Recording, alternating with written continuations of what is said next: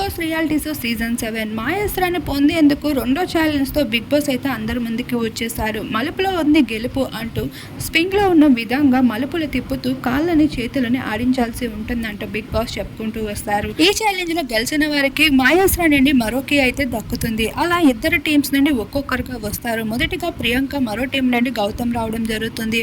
మొదటి టాస్క్ లో గౌతమ్ అయితే ఓడిపోతాడు, ప్రియాంక అయితే గెలుస్తుంది. రెండో టాస్క్ లో ప్రిన్స్ అలానే రతిక రావడం జరుగుతుంది. అక్కడ రతిక ఓడిపోతుంది, ప్రిన్స్ గెలవడం జరుగుతుంది. మూడో టాస్క్ లో సైతం అలానే పల్లవి ప్రశాంత్ రావడం జరుగుతుంది. మాయాశ్రీకి సంబంధించిన టాస్క్ జరుగుతూ ఉండగా అంతలోనే శుభశ్రీ సందీప్ దగ్గరికి వెళ్తుంది. అక్కడ సందీప్ లేకపోవడంతో రూమ్ మొత్తం చూసి సందీప్ కి సంబంధించిన పవర్ అస్త్రాన్ని తీసుకొని మెల్లగా వచ్చేస్తుంది. బిగ్ బాస్ కి అది చూపించి నా దగ్గర సందీప్ కి సంబంధించిన పవర్ అస్త్రం ఉంది అంటూ చెప్పడం జరుగుతుంది.